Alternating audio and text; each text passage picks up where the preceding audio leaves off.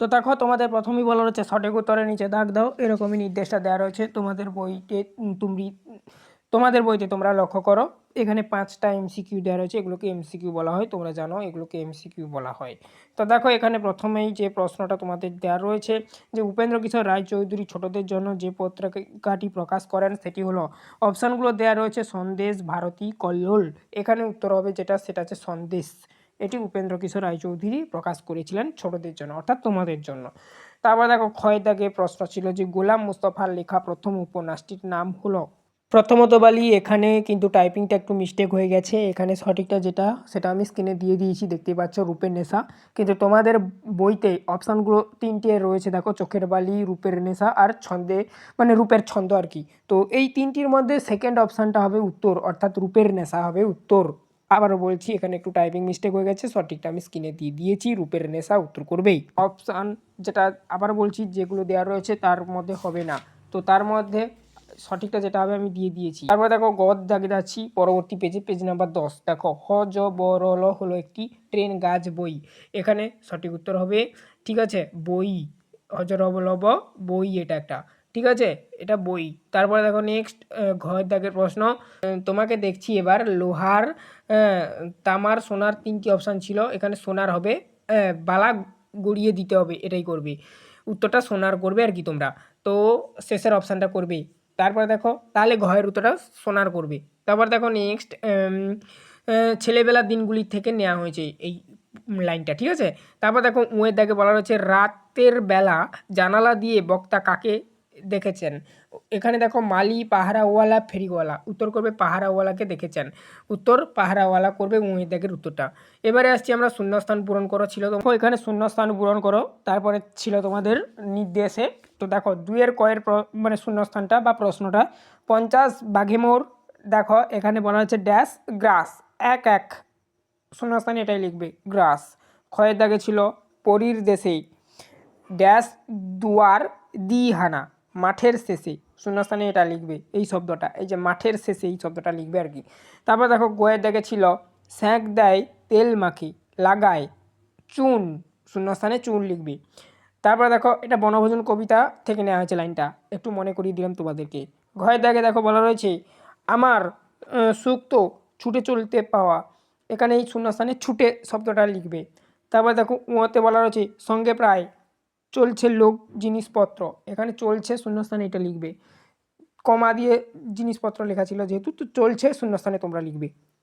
তারপর দেখো 3 দাগের প্রশ্নগুলো দেখবো, নিচের প্রশ্নগুলির উত্তর দাও, ঠিক আছে। দেখো বলা রয়েছে নদীর কাছ থেকে কি শিক্ষা পাওয়া যায়। এখানে বলবে যে সুনির্মল বসুর সবার আমি ছাত্র কবিতায় নদীর কাছ থেকে আপন বেগে চলার শিক্ষা পাওয়া যায়, এরকমই পূর্ণ বাক্যে তোমরা উত্তরটা লিখবে খাতাতে। 2-এর দাগে অর্থাৎ ক্ষয়ের দাগে আর কি প্রশ্ন ছিল, দেখো বিচিত্র স্বাদ কবিতাটি কার লেখা। বিচিত্র স্বাদ কবিতাটি রবীন্দ্রনাথ ঠাকুরের লেখা, ঠিক আছে। তো তোমরা তোমাদের বইতেও পেয়ে যাবে পড়াগুলো। তো কবি কবিতার নাম তোমরা ভালো করে মুখস্থ রাখবে, এই রকমই প্রশ্ন আসবে, ঠিক আছে। তাহলে বিচিত্র স্বাদ কার লেখা, রবীন্দ্রনাথ ঠাকুরের লেখা। তারপর দেখো নেক্সট গয়ের দাগের প্রশ্ন ছিল বনভোজন পদ্যে অর্থাৎ ছড়াতে আর কি কোন ঋতুর উল্লেখ আছে।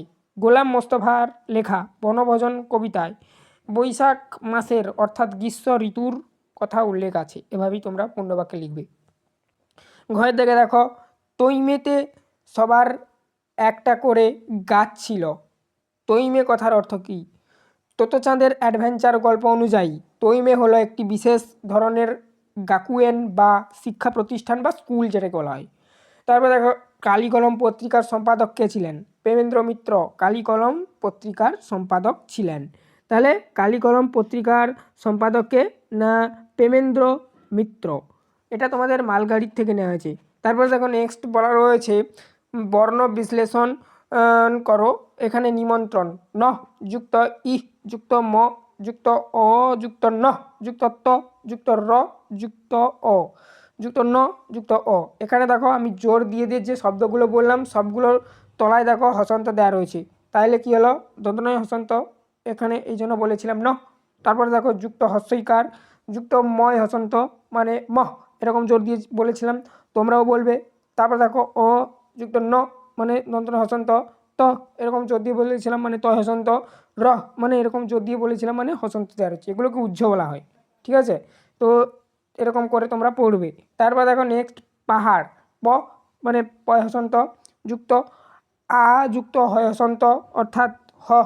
তারপরে দেখো আ যুক্ত হয় হসন্ত মানে র যুক্ত ও, পাহাড় হয়ে গেল। তো এটা হচ্ছে বর্ণ বিশ্লেষণ, দুটো ছিল, দুটো করে দিলাম। তারপরে ছিল বাম দিক ডান দিক, দেখে নাও বাম দিক ডান দিক। বাম দিকের সঙ্গে ডান দিক বলা হচ্ছে, দেখো দীর্ঘস্বর যেগুলো হবে ও হস মানে হ ও হবে দেখো এখানে বেছে লিখতে হবে, মানে বাম দিকে দীর্ঘস্বর, হস্বস্বর, প্রসারিত, সংবৃত এগুলো দেওয়া রয়েছে। একটা করে তোমাদের বইতে দেখানো রয়েছে, সংবৃতটা কোনটা হবে সেটা তীর দিয়ে দেখানো রয়েছে দেখো, আর বাদ বাকিগুলো তোমাদের করতে হবে। দীর্ঘস্বর কোনগুলো হবে, আ হবে, দীর্ঘইকার হবে, আর দীর্ঘ উকার হবে। তারপর দেখো নেক্সট হস্বস্বর কোনগুলো হবে, দেখো কি হবে, দেখো হস্যই হস্য হবে। তারপর দেখো নেক্সট প্রসারিত কোনটা হবে, হস্যিকার হবে, এ হবে, এ হবে, সংবৃত্ত হস্য হবে, হস্য হবে। তাহলে সহজভাবে বলতে গেলে কয়ের সাথে তোমরা করো হস্যইকার যোগ, তারপর দেখো ক্ষয়ের সাথে তোমরা করো আকার যোগ, তারপর দেখো গয়ের সাথে তোমরা করো অকার যোগ, আর ঘয়ের সাথে তো করো তোমরা আকার যোগ। মানে যেরকম তোমাদের বইতে দেওয়া রয়েছে টেনে টেনে তোমরা দেখে নেবে। এই ছিল টোটাল তোমাদের মডেল সেট 2 এর সমস্ত প্রশ্ন ও তার সমাধান। চ্যানেলে নতুন থাকলে সাবস্ক্রাইব করো।